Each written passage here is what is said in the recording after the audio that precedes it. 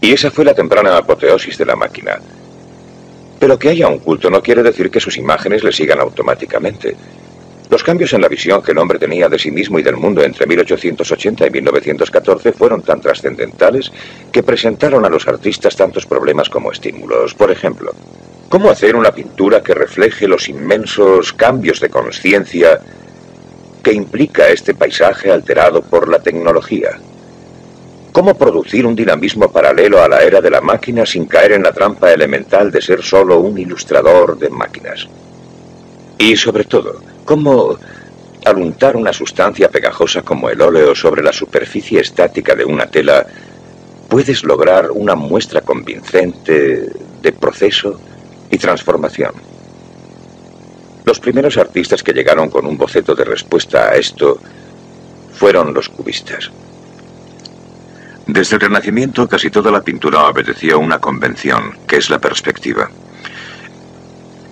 Esta es un medio geométrico para producir una impresión de realidad, para mostrar las cosas en el espacio en su tamaño y posición debidos. Pero era una abstracción.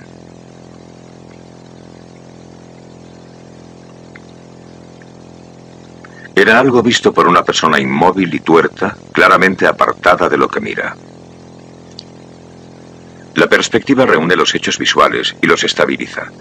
Hace del espectador un dios y lo convierte en la persona en que converge el mundo entero, un frío contemplador. El cubismo decía que la realidad incluye los esfuerzos del pintor para percibirla, que el espectador y lo que ve son parte del mismo campo. El primer artista en explorar esto y finalmente basar ahí su trabajo fue Paul Cézanne.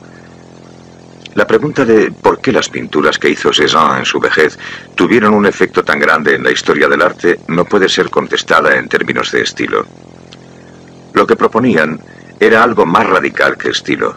Eran un argumento fundamental sobre la forma en que realmente vemos.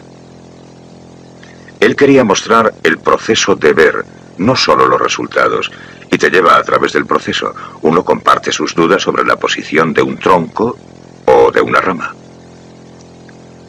o la forma final de una montaña y los árboles frente a ella. La afirmación «esto es lo que veo» se ve reemplazada por una pregunta ¿es esto lo que veo? Todo es relativo. La idea de que la duda puede ser heroica si está encerrada en una estructura tan grande como la pintura de madurez de Cézanne. Esa es una de las claves de nuestro siglo y piedra de toque de la misma modernidad. El cubismo la llevaría a su extremo. La idea comenzó en el 13 de la Tour Avignon, en París, 1907, en una conejera de estudios baratos llamada el Bateau Lavoir, el barco lavadero. La hizo estallar un español, Pablo Picasso, que entonces tenía 26 años. El compañero de Picasso en la invención del cubismo fue un francés algo más joven y bastante más conservador, Georges Braque.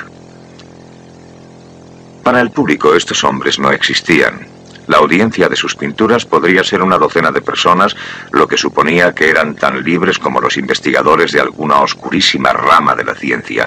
Nadie se preocupa en entrometerse.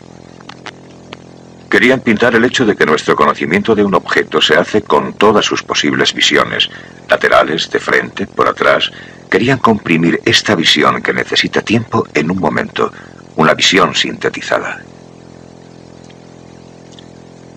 Uno de sus materiales experimentales fue el arte de otras culturas, la africana y la oceánica, tan desdeñadas como lo eran ellos entonces. En aquel tiempo no había museos de arte tribal como este para consultar. Una de las suaves ironías del cubismo es que en cierto modo fue ayudado por el imperio francés en África. Picasso y Braque tenían tallas africanas, pero ni el menor interés antropológico en ellas. No se preocupaban por su uso ritual. No sabían nada de sus originales significados tribales ni de las sociedades de las que venían. Sencillamente las usaban como formas, y en ese aspecto el cubismo era como una pequeña parodia del modelo imperial. Las máscaras eran solo materias primas del oscuro Congo, como el cobre o el aceite de palma, y su uso por Picasso era una especie de saqueo cultural. Lo que a Picasso le interesaban era la vitalidad formal de las tallas y su libertad de distorsión. Y Y algo más. Eran para él, en el sentido más literal, emblemas de salvajismo y de violencia transferidos a la esfera cultural. Pero esto produjo la pintura cuyo impacto provocó el cubismo, y esa fue Las señoritas de Aviñón.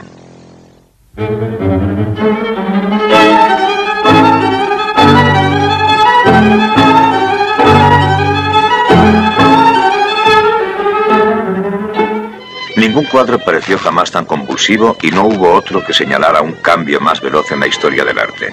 Y aún así, estaba anclado en la tradición del desnudo. Picasso lo empezó el año en que Cézanne moría, y su antepasado más próximo son las bañistas de este. También desciende de la herencia española de Picasso. Estos cuerpos inestables y retorcidos son como los del Greco. Y también lo es el espacio angular duramente iluminado.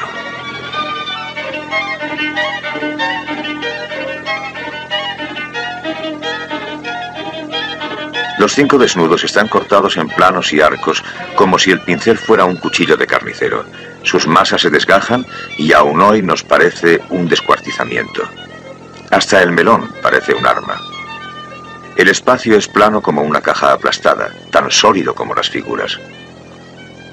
Y en medio de toda esta violenta abstracción, las máscaras. Las 3 de la izquierda derivan de la escultura española arcaica.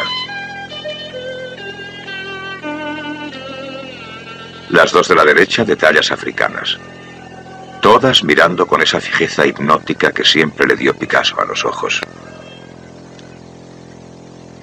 A Picasso nunca le gustó el título. Él lo llamaba el Burdel de Aviñón por un prostíbulo que había en el Carré d'Avinyó de Barcelona cuando él era estudiante.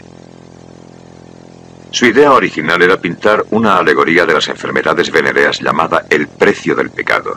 Un hombre emborrachándose en un burdel, otro que entra por la izquierda con una calavera. Ese españolísimo recordatorio de la muerte. En el cuadro final solo quedaron los desnudos, arcaicos y agresivos. Su culto es el miedo a la mujer. Ningún pintor expresó su miedo a la castración tan a las claras como aquí Picasso, y la combinación de forma y tema era alarmante para los pocos que vieron Las señoritas. Braque se horrorizó de su fealdad e intensidad, pero pintó una respuesta tímida y laboriosa, y desde entonces él y Picasso quedaron atrapados en una sociedad de preguntas y respuestas, atados juntos como 2 montañeros, dijo Braque memorablemente.